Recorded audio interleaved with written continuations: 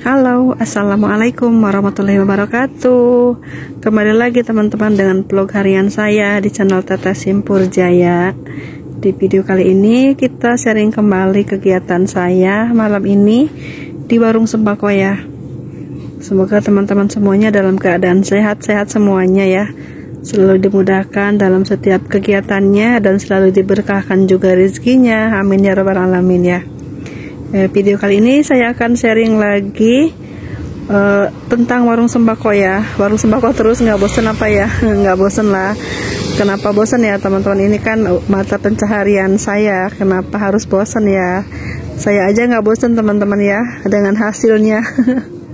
Kalau kita bosan dengan pekerjaan ya pasti kita bosan juga dengan hasilnya, seperti itu. Kita nggak ada bosannya di warung sembako ya teman-teman. Kita mencari-cari rezeki. Apa Neng? Beli ini dong. Apa? Minyak fresh.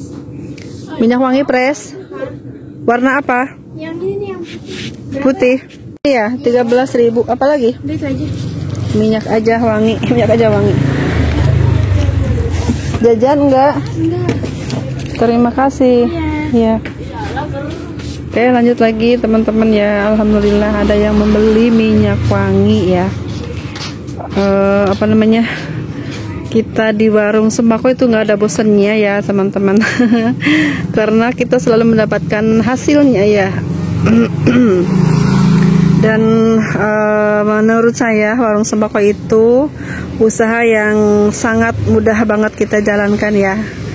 Dan modalnya pun bisa kita mulai dari berapapun yang kita punya, yang kita ada modalnya berapa aja kita bisa dijadikan buat modal gitu teman-teman ya. Tergantung kita maunya sebesar apa sih warungnya ya, modalnya tergantung yang kita punya ya. Jika ingin besar warungnya mungkin modalnya juga besar ya. Jika ingin ya seadanya aja, sedapatnya, seperti itu barangnya teman-teman ya. Dan menurut saya warung sembako ini usaha yang sangat menjanjikan teman-teman ya. Semua orang, apalagi zaman sekarang, semuanya ingin punya penghasilan di rumah ya. Usaha apa yang mudah kita lakukan di rumah ya teman-teman. Selain kita mendapatkan penghasilan, kita mendapatkan pengalaman tentang usaha ya. Dan usahanya pun mudah kita jalankan, mudah kita lakukan ya teman-teman. Yaitu usaha warung sembako ini teman-teman ya. Ya memang capek sih kalau dijalanin, memang capek teman-teman ya, terus terang aja nggak ada istirahatnya namanya warungan itu.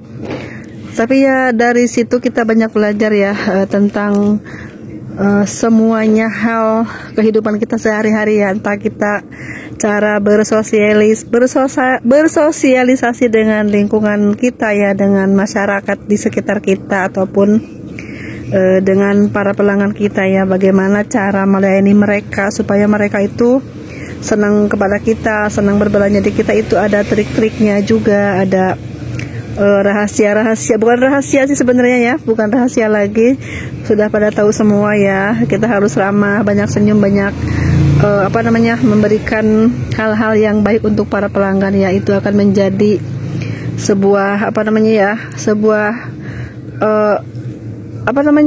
menjadi terkesan gitulah pelanggannya ya berbelanja di kita teman-teman.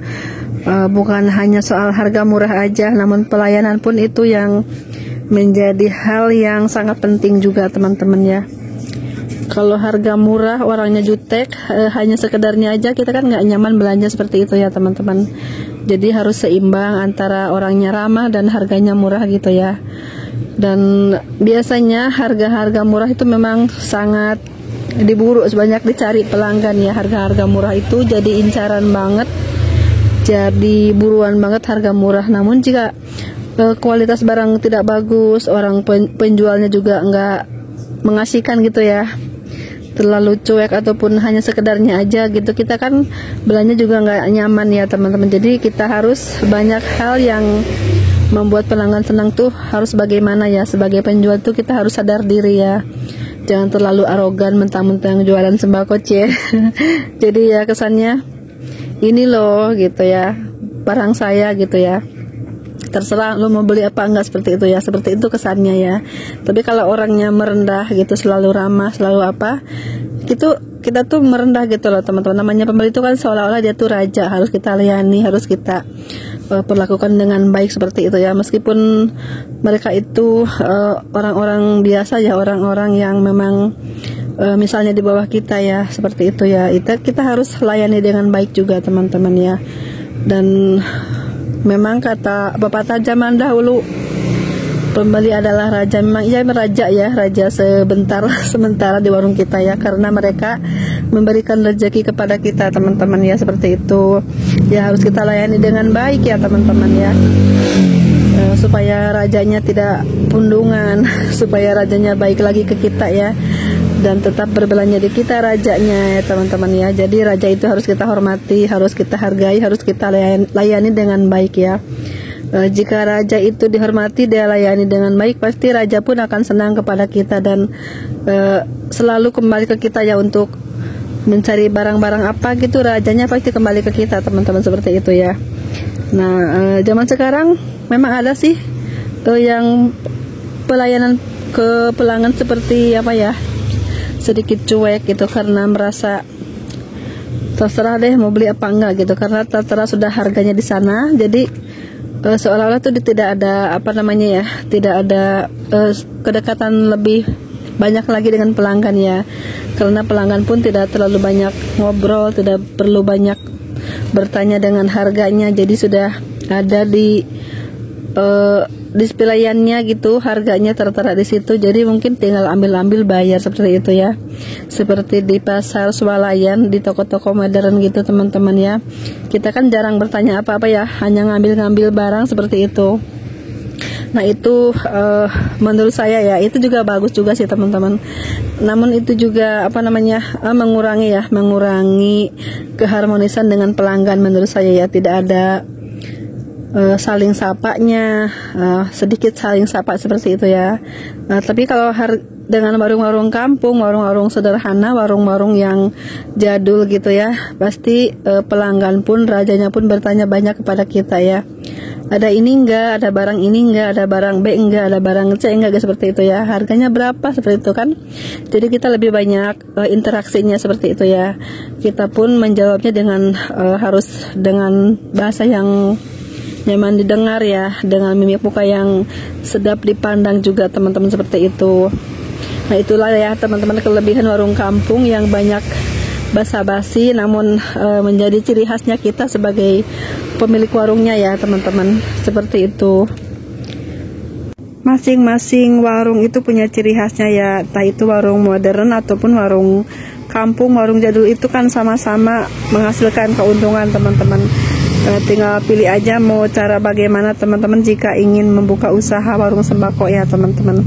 Boleh dengan secara jadul yang banyak berinteraksi dengan pelanggan, dengan pembeli, dengan raja seperti itu. Boleh juga dengan yang sedikit mengurangi berinteraksi ya, dengan kita menata barang, mendisplay barang seperti barang-barang di supermarket ataupun di pasar-pasar modern seperti itu. Itu memudahkan rajanya untuk memilih-milih teman-teman seperti itu. Namun tidak terlalu banyak berinteraksi dengan kita ya, tinggal hitung-hitung bayar selesai gitu ya. Namun jika warung kampung ya, kedekatan emosional itu lebih dekat ya, lebih banyak ya. Mau nanya ini nanya itu kan kita jawab dengan baik ya teman-teman. Itu pun sebagai apa namanya, menguji kesabaran kita sebagai pemilik warungnya ya. Mau berinteraksi dengan baik dengan pelanggan seperti itu teman-teman. Ya itulah pilihan masing-masing warung sembakonya mau seperti apa teman-teman. Namun di Sayati warungnya warung kampung ya, masih seperti ini, mau warung jadul ya, tapi insya Allah hasilnya tetap kekinian ya, tidak kalah sama warung-warung yang berkonsep modern. Alhamdulillah. Terima kasih semuanya sudah menonton. Ini hanya sharing saja ya. Mohon maaf jika ada kata-kata yang kurang berkenan ataupun salah. Terima kasih semuanya. Sampai jumpa di video selanjutnya. Assalamualaikum warahmatullahi wabarakatuh.